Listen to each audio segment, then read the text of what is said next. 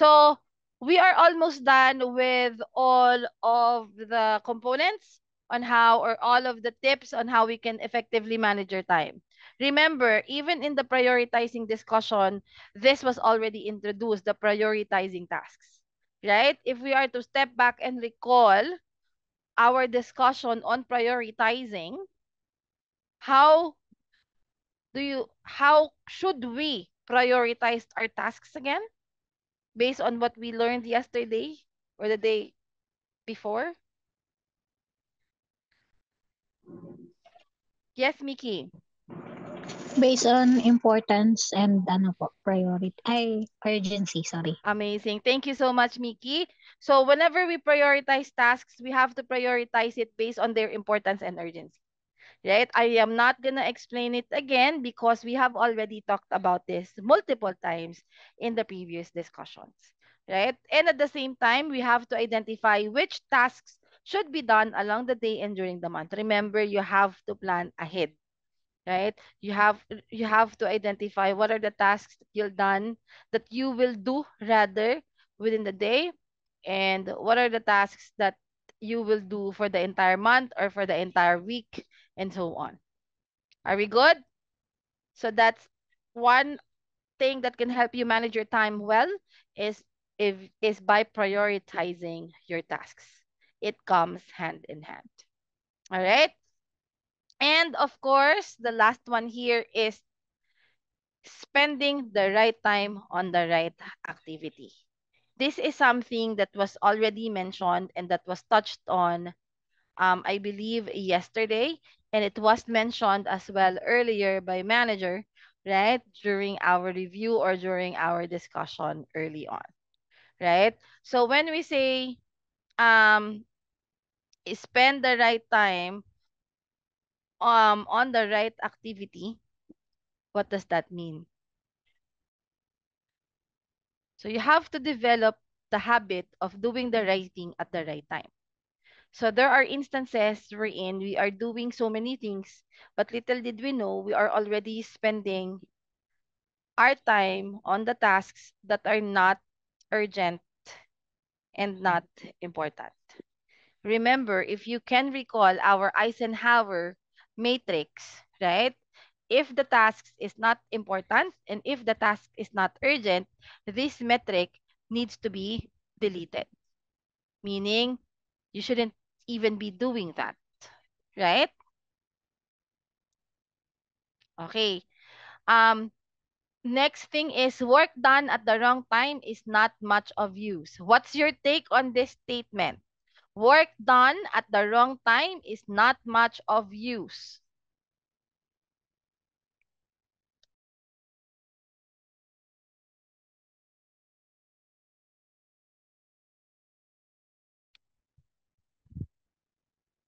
What does this mean? Work done at the wrong time is not much of use. Anyone?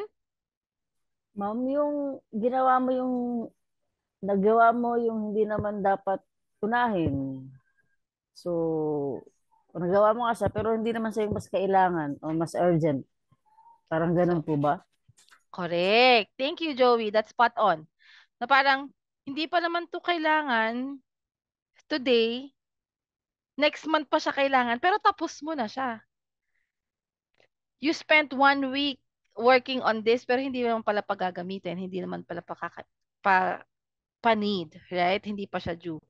So that's why, going back to the previous slide, you have to make sure that when you plan your time and when you plan your tasks, you have to consider its level of urgency and its level of importance. Next, keep some time separate for your personal calls or checking updates on social media. We are all humans, right? We all get tired, 'di ba? So if you are the kind of person who always want, or who constantly checks his or her phone, that's okay. That's normal because we are humans. But make sure that you keep some time separate kasi that's personal use already, right? So you have to make sure na if you already started working, you will only use siguro yung mobile phone mo on work-related matters pa rin. Pero don't ever use that just to check TikTok, just to check social media. Nagigets? Okay? Bakit? Kasi these are distractions. Right? This will damage or can ruin how you plan your day. This will make you not focus on the tasks at hand. So we have to make sure that if we want to use our phone for personal call, for personal text messaging, or for personal check of emails and social media, make sure that we dedicated certain time of the day to do this. Are we good? Okay, so these are some of the methods on how you can manage your time effectively. Sharing my screen, right? Okay, what questions do you have so far?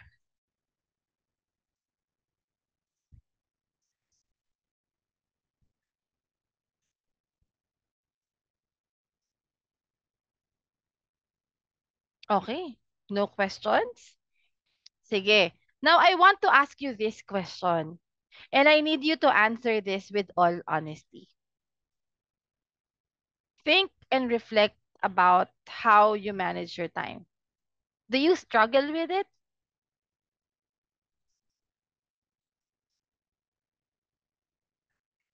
Yes, ma'am.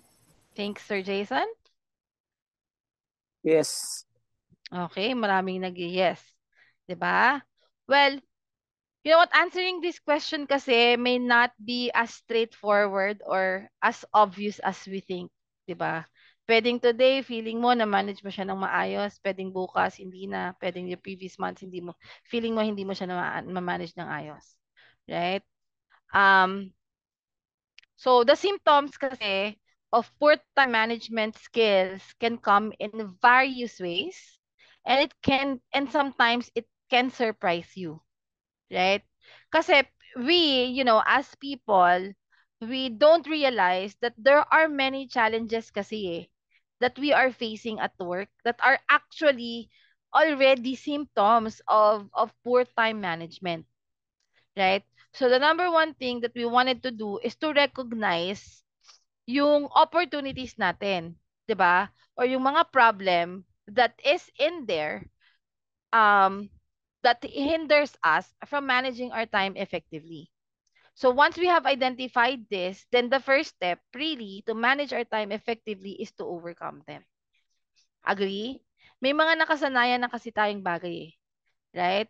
So kung hindi natin aaminin or hindi natin ma-identify that these things are the symptoms of poor time management, then hindi natin siya mababago. Hindi natin siya ma-actionan. Make sense? Okay? So in the next few slides, we are gonna talk about yung mga symptoms ba na na-overlook natin, na feeling natin normal, pero little did we know, these are already poor time management symptoms. But before we get started, let's first define poor time management. So earlier, we've mentioned time management is technically managing the time effectively, right? Then what is poor time management?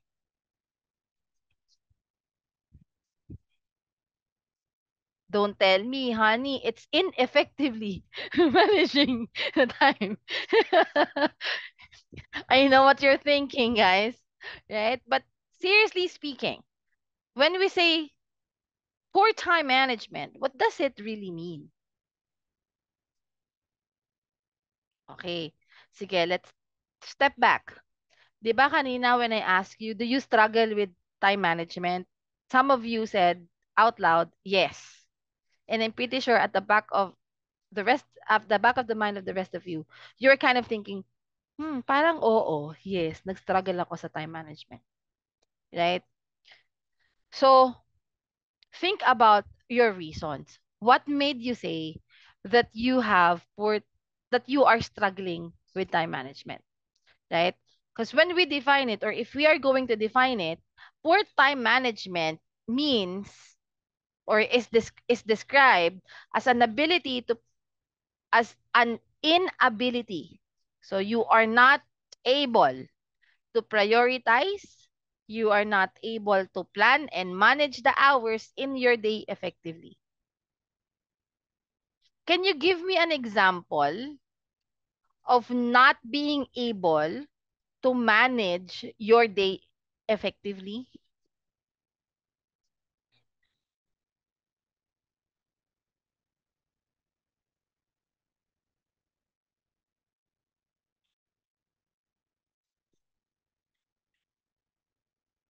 Sino nagstay overtime sa work? Yan, ma'am. Yan yun. Isang sign yan. Correct. I agree. Kasi kung na-manage mo ng maayos yung hours mo for the day, do you think magstay ka pa overtime? What do you guys think? Hindi na Hindi po. na, 'di ba? So that's just one example. So if we are doing that, then if we are always doing that, then maybe it's about time for us to step up our game in terms of managing our time better. Right? Poor time management also means that you are unable to juggle your competing interests, ang priorities, responsibilities, and goals successfully. Hindi mo na siya ma-manage. Imbes na kaya mo siyang i-manage all together, mas nag-spend ka ng maraming time on one thing versus the others. Are we good? So this is how we define poor time management. Now, let's talk about or before we talked about recognizing the systems, you have to understand and don't feel bad about poor time management, right?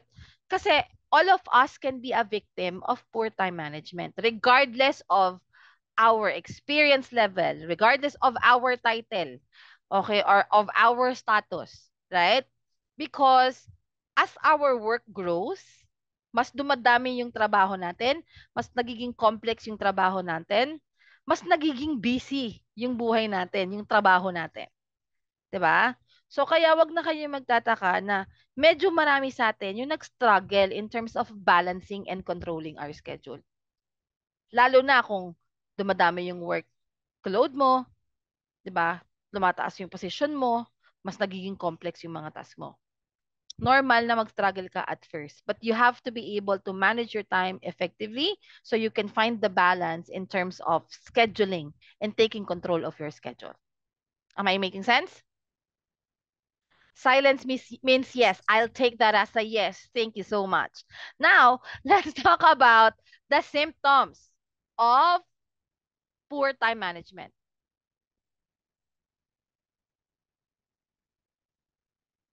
So, yung sinasabi nating symptoms, ito yung parang mga hindi naman common, 'di ba?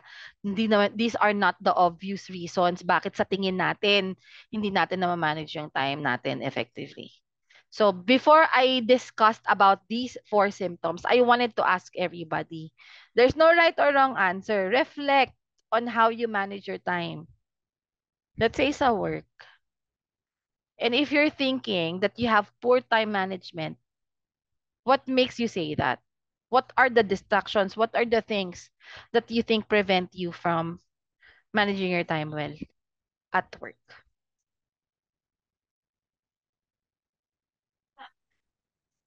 Sa akin po yung mga tawag po ng mga parang bigla pong may kaproblema po dun sa program ta's tatawag po. All Yun po right. yung pinakaano po eh. So the unexpected calls, unexpected texts, unexpected emails. Right? Thanks, manager. What about the others? What about yung iba? Walang naghihinder to you in terms of managing your time? Hello, ma'am. Yes Minsan po. kulang sa supplies. What do you mean? Kulang sa supplies? Halimbawa, ma'am, may ipiprint, walang one paper or walang ink, ubos na yung ink, parang gano'n. Okay. So how do you how do you overcome yung mga ganong on the spot challenges? Minsan ma'am nanghihiram sa ibang department or pag ink naman po, kung pwedeng bumili, bibili na lang po. Ayun. So the unexpected ones talaga are the ones that keeps you distracted, right? So nalulose yung focus, naapektuhan yung time spent in accomplishing the task because of these unexpected things. All right. And these can be symptoms. So these are the obvious symptoms already as to why you are kind of struggling in terms of managing your tasks. Okay? Or I mean your time. So, what I'm going to show you next are the lesser known symptoms of poor time management. All I need are some better days. Yeah. All I need are some better days. 'Cause all I want, and I pray, I believe in the better days.